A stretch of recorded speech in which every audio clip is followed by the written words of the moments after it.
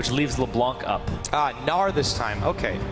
So this is a little bit different because, normally, you want the Gnar to maybe counteract a Hecarim, but that's not an option this time around. So it's just a general strong pick, but this leaves the counter possibility. But this is really good. This will be the first time that we've seen Signature on a champion that he can win lane with and actually dominate the lane and be an aggressive force that causes split push pressure and team fight pressure. When you're Maokai, nobody's afraid of you split pushing.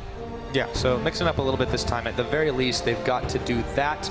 UBC, we're going to have to choose some different champions, but once again, it won't have to be that different as the Gragas comes into play for Proof and another Scion for DJJ. Another Scion. This will be his 4th game of the tournament with that Scion TP Smite. And it's been working out for him. It's difficult to pull off without the flash. And the Gragas once again going over. Yep, and we've also got another Rek'Sai for Oberon. He's going to do or die by that Void Creature. And of course, this time Tails picks the Lucian away from Heat Waves. Let's see what the answer is from University of British Columbia. When I look at the performance of Oberon's Rek'Sai over time, it is very good. He does have better stat lines than his Sejuani, but what it's bringing to the team fight is not very much. It's a knock-up very occasionally. It's a gap closer, not a lot of threat to the backline. And the fact that they're blue side banning the Sejuani means they're prioritizing that just Rek'Sai over Sejuani in general. Yeah, and UBC, they're not really phased by the Lucian takeaway either. Heat Waves goes back to Graves. This is something he had great success on earlier on in the tournament against the likes of SFU. And, that's kind of what we talked about at the beginning. This is sort of one of his contested picks. Instead, he'd been going the Lucian route. This is not very different. Yeah, Graves is actually his most played champion throughout the tournament. He has multiple games on it. If I'm counting correctly, it's five games on it throughout the tournament, throughout 8 games. Oh, here's a different pickup here for RMU. They're going to send Leo in on Morgana, and that leaves LeBlanc for Bobchin. Okay. I feel like they've given a lot away to UBC here. Yeah, so they leave the LeBlanc open. That's the ban that fell away to the side that I mentioned at the start. And so they pick up Wave Clear with the Morgana. Here's the problem, though, is UBC falls into the trap of, we don't have Wave Clear again. LeBlanc's Wave Clear is a little rough. They have some pick potential with it. Yeah. Graves is going to be their sole source of Wave Clear here with a little bit. But he's shorter range, too. Yes. That's the thing. I mean, it's not going to be as effective as the Lucian is at it, but still, you don't want your AD carry on the front line most of the time. That is definitely difficult, and we've seen UBC have a struggle with that a little bit yesterday, but RMU are down 2 games right now. They have not been contesting objectives super effectively, and this is a scary team fight team, or at least a very scary pick potential team from UBC. There's a lot of pick potential from RMU as well. That's true. They can get the pick in the mid lane with Leo. They can also pick off with Mini Bestia. So we'll see what happens in this game, because UBC, this is do or die. They're on series point. They've got 2 games up in the series to open it up. What does that do to the mindset of the opposing team? RMU, they've got all the backing. They've got the official structure. Can they pull out a win here and keep their hopes alive in this finals? Or will UBC be the ones to send them packing the 3-0 match? They want it. Some dead quiet here. The moment is tense as we load onto the rift for what could be the final match. RMU versus UBC. And the crowd amps themselves up for this one as we see the gates are open. They're going out. A lot of burden being taken off of Tails this game. He has a champion that he can win lane with. Mini Bestia, once again, on that pick champion. But then Leo can step up to the table. And now Signature gets to bear some of the burden in team fights. He's not just a peel machine. He gets to engage. He gets to split push. So this is what they're looking for, is if Signature can get an advantage over DJJ in lane, that's going to be really big. There's your line of scrimmage to start things off. Just trying to feel out where everyone is, make sure that they know. Still curious to see how the Signature and DJJ lane does go. He's on this Gnar the first time today. It's going to be still hard to take down a Scion. If they can stop him again like they did last time, Mini Bestia can go up and stop him on a roam. That'd be fantastic, but that's only if he goes for it. Yeah. And for right now, they have tabs on it. Start Wolves. They do have the ward in the Raptor pit, but yeah, that would be a real mind game there, Zyrene. Start Wolves. He can go start it. He'll see the ward as soon as he smites the Raptor camp. But if he starts Wolves, you smite it. When you start Wolves and you smite it, it has the Spirit come out, and he'll see anybody that comes in. So it's much safer as a TP Smite top laner. Exactly. So Trinket Wards won't know where he's going. Zig's going to help Oberon a little bit out by the Grump. And the game will get underway. Very standard this time around. And that nice adaptation from DJJ means he will go undetected by Robert Morris University. Yeah, and the route that he took as well, because he didn't go past the red buff's entrance. He went actually all the way around. So the wards didn't see him and didn't see his start either. But they know that he isn't at Raptors. It's the one thing they know for sure. But that is all they know. So left relatively in the dark. You see the YSTL lane getting underway. Heatwaves and Remy, though, have not had too rough of a time in this bottom side. Oof. Even in a disadvantageous situation, they don't have to win lane to make an impact on the team. UBC this series have been playing so well together. And Best just got to watch out. He is taking a serious amount of poke to start this one off. Man, Heatwaves, when I was watching their games, Remy seemed to be the only person applying pressure when they were playing Nami. They're close to level 2 here for RMU, but they've already taken half their HP bars on both the support and the AD carry. Yeah, they're really laying it out on the line, but it's still so dangerous here. And the Janna lane, it makes it a little bit more difficult for you to catch Heatwaves, not to mention his dash, which he won't have yet, still level 1. They're trying to keep them away from that, but not for long. Heatwaves gets it. Remy's still sitting behind. Ooh. Yeah, just the trading with the Janna shield. Remy being very flexible in his supports. Leo's doing quite well in this mid lane, and it definitely has to be said. Very even on the farm, but LeBlanc doesn't get particularly scary just yet. You know, you wait for that level 6. Morgana is actually a very good champion against LeBlanc. So the fact that you can just throw whatever line path she's taking towards you, you just throw the Dark Binding out at it, and you'll pretty much hit her. And then she has to stand in it, and she can't do anything after. And they have a pretty good mixed damage threat because of that too. I mean, yes, last game they had a lot of damage on the Cho'Gath, but it's a lot. I feel it's a lot harder to make the damage super effective. We'll have to talk about that one later. As Proof comes in, gets the body slam off. That's going to prompt Mini Bestia to flash away, but the exhaust is down on him. Tails is trying to push him back. Mini Bestia's not quite down yet in the hook. Catches Proof of payment. Can't quite make the flay combo, Oberon, and in comes Oberon. He has his own flash. He's going over. Oh, that's a knock up on the Howling Gale, but he flashes once again. Proof, they really want those buffs reset, but they won't get them. Lots of trading back and forth. But 2 flashes burned on RMU, and they only got the one out of Remy. Yeah, they got the heal. And the exhaust, too.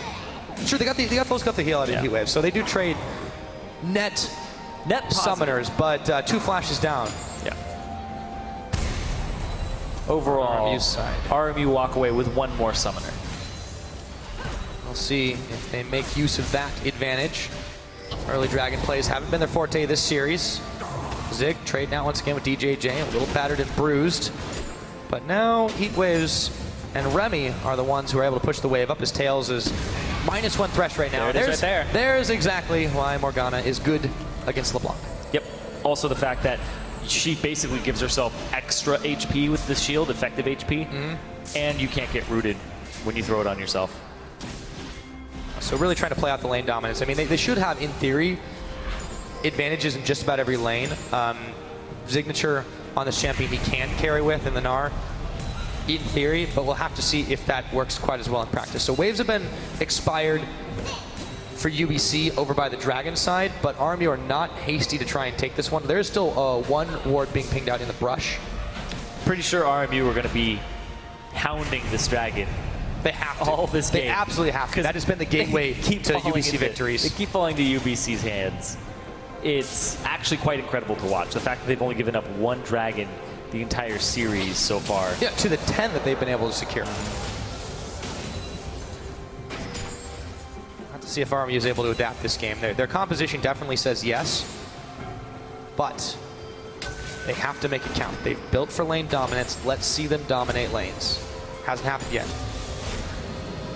Tails, he's at that point where Heatwave's backed and got the pickaxe, and Tails has to commit for the BF sword. So I mean, he'll be able to trade more effectively once he does it, but, but they can't afford to give a timing window. There's a small window right here where he's weaker than Heatwaves, and he needs that little extra gold before he backs. It's a vulnerable position to be in, and sometimes you get punished for it, but they don't capitalize off of it. No, not just yet. But Proof is on the bottom side. If he had chosen to move, they may have been able to try and secure a quick dragon, but UBC still would be pretty early, even though they've been able to do a couple.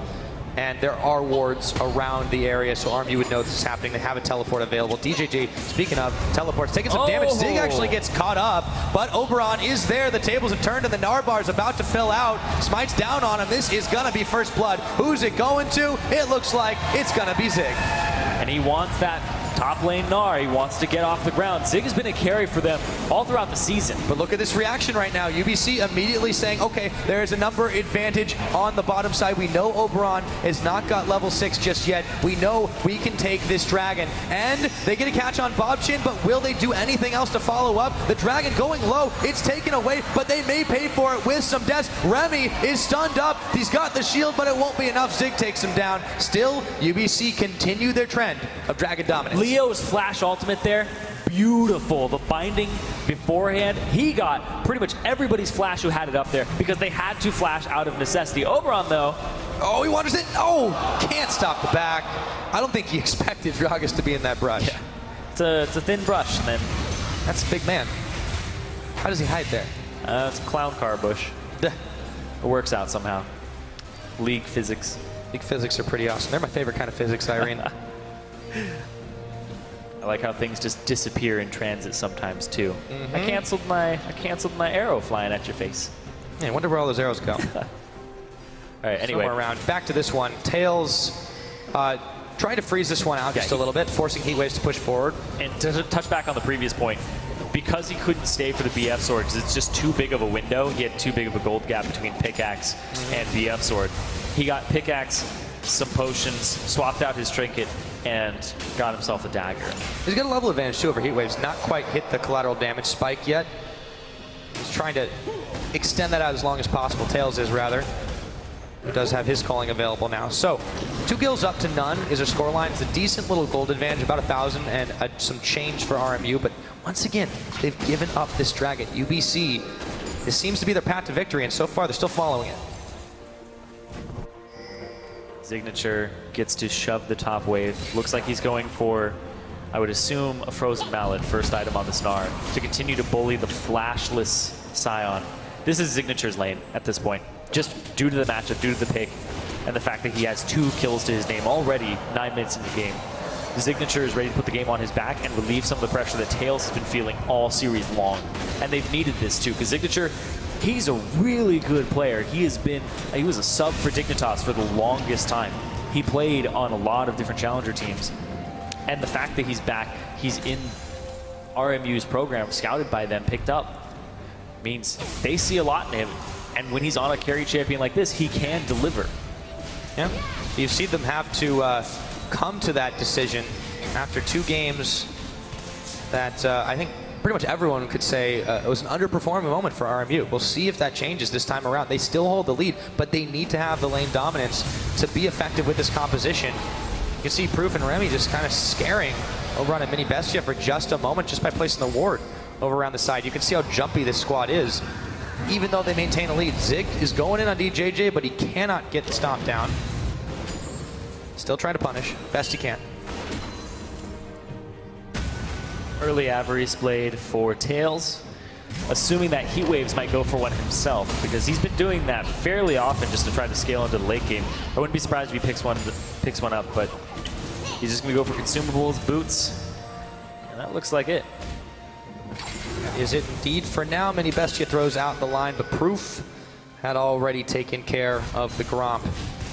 Bobchin in this mid has definitely found himself in a little bit of trouble trying to deal with the lane disadvantage in the form of Leo. But he's still able to pick up some farm back while Leo was roaming away. Start this one off. Comes back into the lane. They really need to leverage this damage, this ability that they've got. And there's the black shield. Bobchin still staying safe. Mini Bestia coming up through the lane once again. Can't get in range to connect a death sentence. The pings come out from Bobchin. Help me at this turret, immediately. But there's still nothing for RMU to take here with the numbers they have around the map. And you can see this turret takes a beating because LeBlanc's wave clear, and I touched on this earlier, it's a low wave clear composition from UBC. They'll have to use Scion, they'll have to use Gragas, little tiny bits of damage. Ooh. And the fact that Morgana just has so much wave clear innately in her kit. Yeah, and even so, Bobchin was able to do a little bit of damage knowing there was no Dark Binding available. Look at that. Look at that he's trade. still fine. He's still fine. He wins that trade. Just because he walked through the Tormented Soil. Yeah, and he didn't even land a Dark Binding. He's maxing Tormented Soil first. It's maxed at this point, 5 points in it. Look at this Zig. Oh, ultimate burn by DJJ. And he's going to get his TP too, unless he doesn't, and he gets his turret instead. It's going to be the TP coming out from DJJ. So here's the lane pushing the RMU's been able to do. Now they're clustering around on the bottom side too. They want to make sure they control the vision and not give up another dragon. But in comes Bobchin, moving out, and misdirects Mini Bestia, who has to throw down a Flay, keep himself from being pushed on too hard there. Leo, once again, keeping the wave shoved. This is what RMU is trying to keep going and keep UBC on the back foot. This game has pretty big implications for the rest of the series. If RMU end up winning this, it means they're going to be able to be like, all right, let's take Gnar every time now, because this is working out for us. We don't have to pick the Rek'Sai, because it's not something that's going to get snatched up from us immediately. Take the Gnar, take the contested pick. They're able to shove this mid lane right now because of the back timers. Yep. But once again, I mean, RMU, they don't stagger their backs really effectively this series, and this is the problem. Look at how low this tower is going. No, they're not going to be able to clear it away just yet, but that effectively neutralizes the mid lane advantage that RMU had built up. Yep, that's true. Mini Bestia doing his best to roam around the map and try to get pressure down. His mini best. See if he can get his big best out there. Because right now, he's having a lot of effect on the map. But they backed, and here's the thing, they backed for the turret damage. Totally fine, because now Dragon is coming up. Tails hasn't backed though, and there's a BF sword on Heat Waves. Yeah, if it turns into a fight, it's definitely going to be a little bit tough. Dragon spawning right about now. RMU still not going to commit to starting this one. They know that Proof is on the bottom side. Tails tries to trade out with Heat Waves, but there's the disadvantage. They need him to get there and be effective. Scuttle Crab is cleared away by RMU. Proof waiting in the wings. They will spot him with the blue trinket. Look at all those wards, those pink wards, those green wards set around the so much bottom invested side there. of the map. Zig's moved. He doesn't even want to have to spend his teleport. Now DJJ is going to get some free push on this top side as a result. Yeah, big wave. Zig has to go back up top to catch this wave under his turret. They're not really getting anything for this now. Oh, here we go. Oberon is going to start the dragon by himself. There's not enough vision there for UBC to know this is happening, nor would they suspect it. Mini Bestia makes a feint of roaming around his tails, though, just trying to keep the wave push, never giving UBC an opening to do this. Oberon, it's going to be a slow march, but they should be able to secure it unless it's sniffed out by Proof. And everybody just looks like things are completely okay. They have vision control with those pink wards. Sneaky, sneaky. Now it's time to make the final shove. Proof's there. The jig is up, but he can't really do anything about this, so RMU will be able to secure Dragon for themselves. A sorely needed one, but can they make it out? Yep. Tails with the lantern.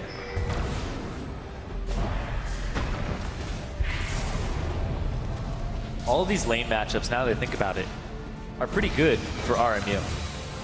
Morgana's really good into LeBlanc. Gnar's really good into Sion, especially when he has Smite. Lucian Thresh against Graves Janna's the only one that's a little mismatched, but it's not even that severe. There's still outplay potential with the Thresh. That's true. And you can see them really holding their own, but the issue is how long Tails really waited here. He's trying to back right now, but that wave push from Heat Waves is just so strong that Tails Proof comes down too. Can't leave. Proof comes down to make sure that if Tails backs, they get this turret. He doesn't have a coin to spend either. I mean, I think this turret's going down anyways. There's a teleport on it though, Zig. Yeah, that's what they're trying to do, to push them back on it. The Mega Gnar hops out of the teleport. Yep, well, I mean, there's nothing for them to really give up except for some damage on the top tower. But it's a Sion versus, this three-man push wave. I feel like they're really valuing saving the turret on the bottom side, despite the fact that UBC are investing so heavily into doing this. Yeah, DJJ will get this turret though. Yeah, I mean, that's the problem. That's the trade-off. First turret of the game is going to go to UBC. DJJ, he's been doing something that is actually a little undervalued because he has the smite, right? So he goes to Krugs. Krugs, when you smite them, they give you the heavy hands buff, which makes you stun minions, but also it expends the buff and does true damage to turrets, a big chunk of true damage. So every time he goes back and gets pushed out to farm, he then shoves the wave really hard, hits the turret, and expends the buff for that burst. It's definitely been helping him stay on the up and up this game. Tails is still unable to back away. I mean, the tower is so low anyways. Anytime he backs while Heatwave stays in lane, they're going to give this one up. So it's just the timing has not really worked out for them. It's still going to be a while before the minion waves get to the bot and clash, so that's the window he's got. He picks up the BF sword, he picks up the crit cloak. Not quite enough for the Infinity Edge just yet, but he's getting there. See if he can save his tower. I don't think so. Speaking of saving towers, though, Zig completed his frozen mallet, and he's really taking it to DJJ right now. Yeah, he should be able to finish this one off. Well, maybe not. The big prize. That's what this squad was founded for, really. This is the tournament that they're here for. They want to take it all, and they are one game away from only taking the second place. See if they can really step it up here. I mean, their level of play has been impressive all through the tournament. I mean, they've really only dropped one game before today, but UBC have just been better. Yeah. UBC prepped for this too. They put a lot of time. They were focusing on their own play style. They didn't put a whole lot of thought into their matchups against Texas A&M, and this is what they were looking forward to. They had that game that was possibly a trap game for them, but now they're coming out with their full strategies. Well, they built for the lane dominance this time. They did okay in the lanes. It wasn't like an absolute beatdown by any means, and UBC again still holds this slim lead, but RMU have kept even keel despite some mistakes made. Bobchin's 2-0 on this LeBlanc. That's always a scary thought, but we'll see how long the game does go. They have to respect that damage. And if they can get pressure on the side waves, can force UBC to react to that one. Bobchin prompting Tails to run away as fast as he can. Gotta be careful when there's a LeBlanc in your sights. And if UBC go through this tournament completely undefeated and keep the West on top, it's a pretty big statement for Collegiate Law in the West, because UBC didn't even leave their regional group as #1. They were #2 behind Simon Fraser. And then UCI and SJSU also split a lot of games in that group. So the top 4 teams all seem like really big competitors. And if they're making the statement here that, hey, just because our region looked even, it just means it's a very strong region, is scary for Collegiate. Very, very scary. And and again, there's so much investment that Robert Morris University has put into this program. And with UBC playing the way that they are right now, if they continue this one up, as Oberon has to take a lantern out, doesn't take quite so much damage thanks to the Black Shield helping him out. You've got to wonder, like, what this disparity between the regions, it is very, very scary for the rest of them. And the West, so far, they're still the best, but we'll see if that stays. The West has been historically very strong. Top 4 teams last year, University of Washington, before we had UCI, the regional split, SJSU, and UBC. All 4 teams were from the West. And you can almost think of this home turf advantage right here. I mean, in Santa Monica and in the Barker Hangar, where these teams are playing out, you wonder what the psychological effect is. They're Canadian. They did have to go a bit of a distance. That's true. Got different definitions of hometown heroes. They certainly brought enough of UBC with them. Yeah, they did. We have been hearing them all day for sure. But it's a dance around the dragon once more for both these teams. This has been the objective. It's all about these dragon fights. Nobody's fighting for nothing. They're all fighting for these objectives. Zig still only has the 2 kills on his team, and that's it. He's able to put a lot on his back this game, but we haven't seen the Split Pushnar get a large CS advantage. We haven't seen it devastate team fights just yet. Still waiting on those points. And Oberon, he there's a flash. Yeah, Bobchin. He's got 2 dashes though, and he will spend them. That is going to force that one away, and that immediately prompts RMU to move in onto this dragon. They've got a serious amount of damage. Can they get it in time before UBC are there? The answer is yes. It's 2-2, but in comes the wrecking ball. DJJ onto Oberon. Tails moves forward. He waves the target. He's not down yet. Finally, Leo will pick him up, and UBC a big gnar into the wall, courtesy of Zig. Proof trying to dodge out, but Bobchin is going nuts on the back line. In comes Tails to push him back, and all said and done, it's a 2-for-1. Looking for more. Zig throws the rock as soon as he minis, and he should be able to secure up Proof, but Tails is caught. Oh my goodness, he picks up Bobchin. That was a really big ultimate from Leo, and he got out alive, and then they just trailed the fight off. Amazing play there from RMU, and they picked up the dragon at the same time. 2-4-4 was the final score. That is exactly the fight that RMU needed. They forced the chaos. Now they have pressure in the mid. They've got a wave building in the top. They can try to shove this one in quickly, but still, DJJ is coming back to base. Remy is as well, and Heatwaves is back up. Let's see if they have enough damage to polish it off. Not quite yet. Maybe if they keep on it. This is dangerous, though. They got to be careful. Don't give up the advantage. Don't get greedy. That punished them in the past. But still, 28 minutes into this game, they evened up the Dragon score. They have even level of turrets, and they have a gold lead now. They can keep fighting like that. They can win this one, Zyrene. It's not over yet. They don't even have to fight like that anymore, because now there's a Zhonya's onto Leo. He also got distortion boots very early on to make it so his flash cooldowns even lower, so he can continue to lock up the team. And if team fight's the name of the game, he's taking a team fight champion versus a pick skirmish champion in the LeBlanc. Well, let's take a look at that fight and how it went for RMU. Watch Leo. He doesn't even black shield at first to just stop the Sion ulti. He's like, no, I'm going to black shield so I can walk through everybody, get the ultimate off, kill heat waves, and flash over the wall and be 100% safe. Bobchin at this point, he's just trying to get spell rotations off. His ultimate was blown before the fight as an escape because of the flash from Oberon.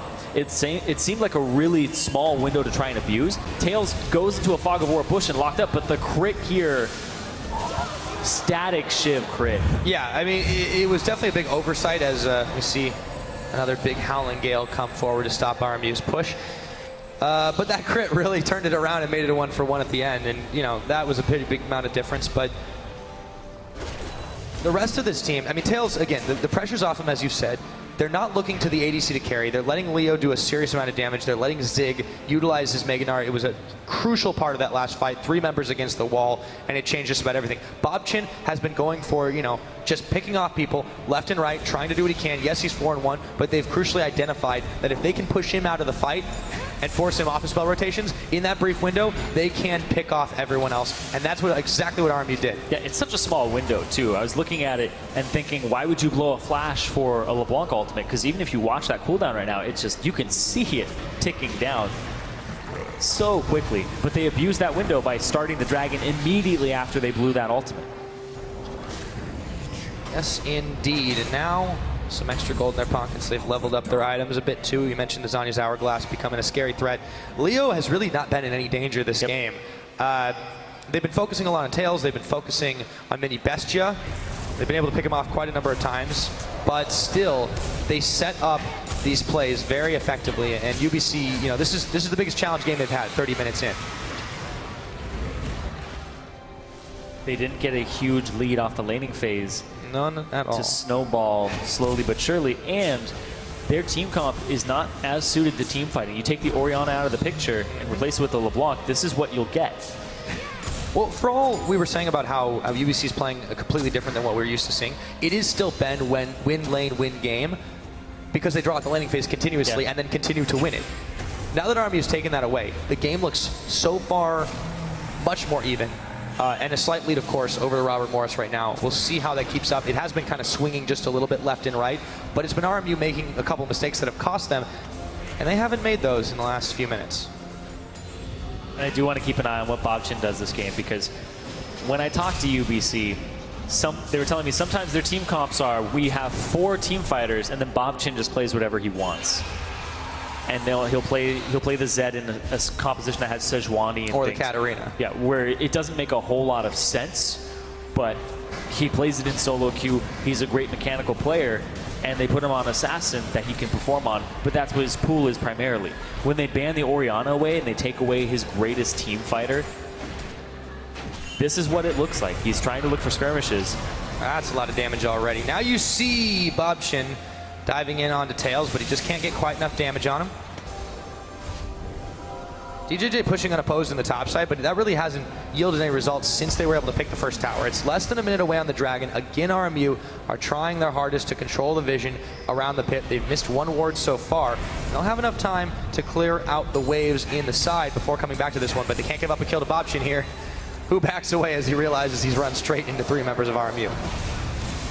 Just trying to wave clear a little bit. He has the blue buff, so the cooldowns aren't a big problem for him. Dragon in 30 seconds, though. That's the thing. That's the problem. Oberon is backing. He's got Void Rush available if they really need to quickly do this one. But still, UBC have a couple of wards scattered about by that Dragon Pit. It's a very, very even amount of vision. Let's see if they can clear it out and establish that. RMU spotted, trying to go through. They're all sitting in this brush, and no sweepers away just yet. Leo's positioning this fight. Ooh, Zig. That was close, but Mega Gnar close to it.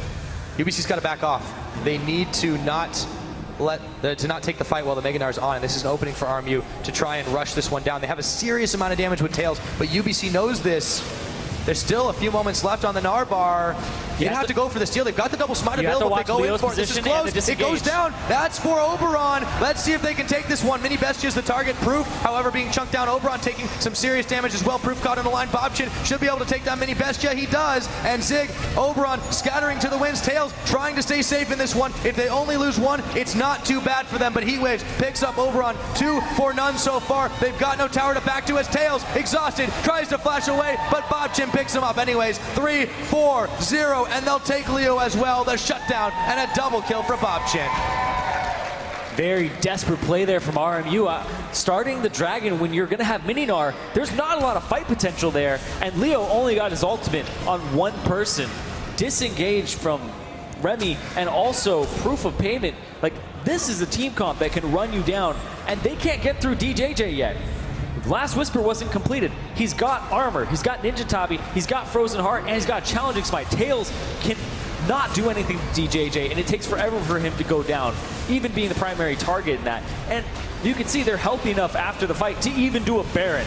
Yeah, all but Bobchin, but he moves around the side out of harm's way. The Baron goes down, so RMU may have secured Dragon 3, but they lost 4 members. They lost a Baron for that, and now some serious wave clear. It doesn't really matter if they don't have it built into their kits anymore, Zyrene. They've got empowered minions for the next 3.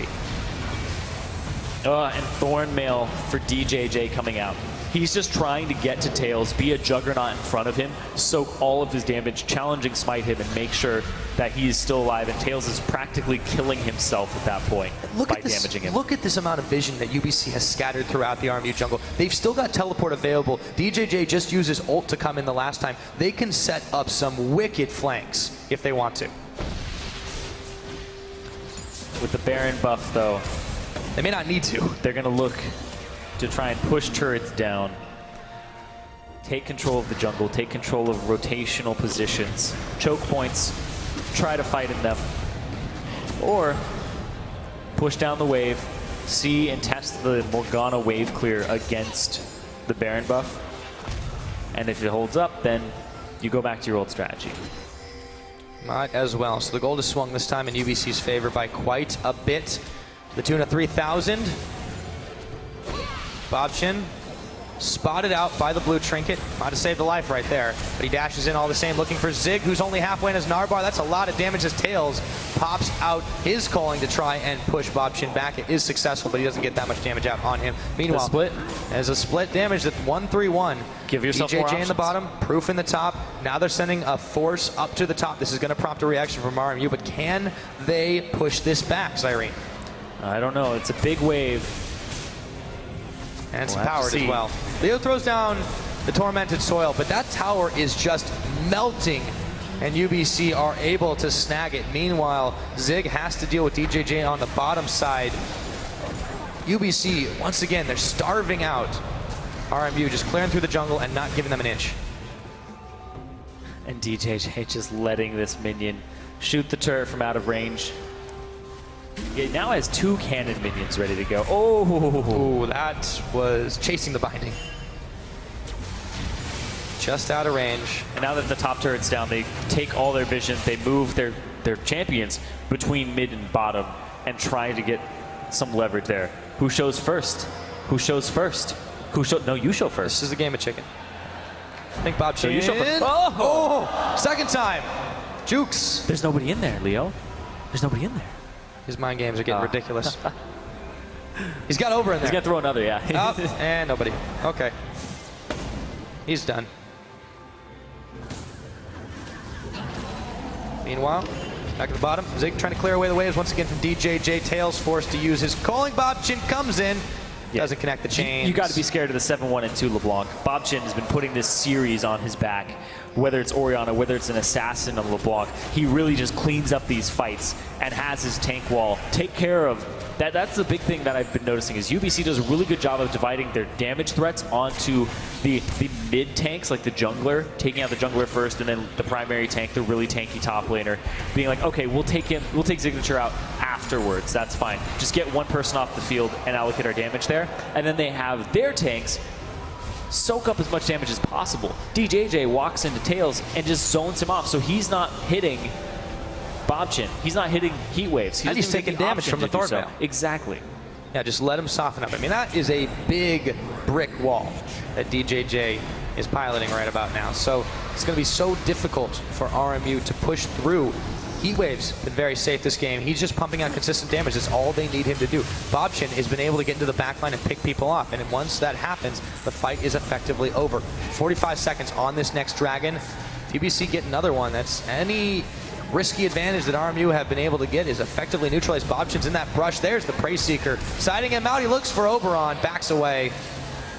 They've got the Scuttle Crab control, Ziggs around the side, but that won't be enough right now, and he's locked up on the Chains Ignite as he hops. It won't be enough to get away. Bobchin has some damage on him. The Narbar's coming up, but will it get in time? Yes, it is, but Oberon now is the target, and he's going down. That's Bobchin to pick him off. Meanwhile, in the Dragon Pit, Leo comes in, goes out, but they've lost a man already. Collateral damage, blowback. Leo very low. Proof is going to be picked off. It looks like not quite as Bobchin comes in and absolutely demolishes Tails. And Leo, they go through to get another. And it's Heatwaves picking up Mini Bestia. UBC roll through the jungle and roll through RMU. They don't even care about Dragon right now. They're going to go after this turret. They're going to get an inhibitor turret, possibly an inhibitor with how quickly they might do this. But DJJ, he's going to be the one tanking this. He's going to have to. Ziggs still alive, but not by much. As Bobchin punishes him there. Yes, they can tank this one. He moves over the side. They'll grab this inhibitor turret. Still some time on the death timers. Inhibitor's going to go down. It's 40 minutes into the game. This is the longest one we've had yet today. But UBC are looking to be so strong at this point the longer it goes on. Bobchin is just running away with this game. 10-1 and 3. Zhonya's Hourglass completed, so he's even harder to kill. Didn't have to use it in this fight either. He is just skirting around the fight perfectly on this LeBlanc, playing it skirmish style. Previously, Leo had a few good ultimates in those first fights. Bobchin was getting hit by some bindings. He's got his LeBlanc fingers warmed up and he's ready to go. You can see how on top of things he is right now. Absolutely, and even though there's a big wave up in the top, DJJ is able to shove it right on back. RMU just can't catch a break here. They've let the gold gap grow to about 7.5K. And RMU trying to push up in the middle. They've had a few pressure points, but they have just absolutely been pushed back. Let's see this last one again, though. This is all Bobchin. The fact that he's doing this much damage at this point in the game to the main tank opens up so many options for the team. And Bobchin, this guy is the freshman of the squad. He's going to be at UBC for years to come, possibly still competing in Collegiate Law. If any of these guys graduate and move on, they're still going to be an extreme powerhouse with plays like these. And look at that, he knew exactly where Leo was. That's the vision control that they've had, and then they can just turn it around just like that once again. 10-1 and 3 on this LeBlanc. It's getting out of hand very quick unless they can answer back, but they've already lost Mini Bestia, the Monsoon, and the Zhonyas to keep Bobchin alive. They're focusing tunnel vision on, but Heatwave is gonna still get the pick off. Finally, Bobchin goes down, but at what cost, Irene? They've lost 3 members. Is the Gnar enough to make the difference? I don't think so. Down goes Oberon. Zig is all by himself, and there is no inhibitor in the middle. That's the ace. 42 minutes in, the teleport comes in. They want to end this right now. That's going to be game. UBC taking it 3-0 over the school that recruits talent from all over North America, South America. They bring everywhere. In new talent, and they still get beaten by this squad of ragtag Canadian students. Big win for the University of British Columbia here. The best in the West have proved that they are the best in North America.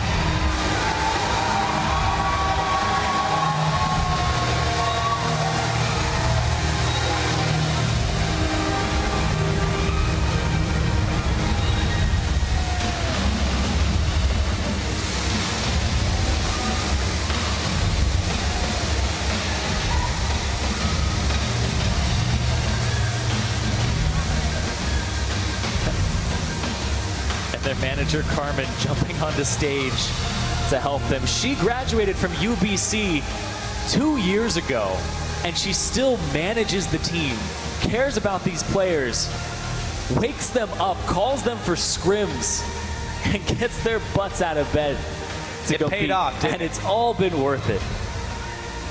UBC proving that they are the best team out of the pool of 1,600 schools as they walk over to shake hands, getting ready for that trophy.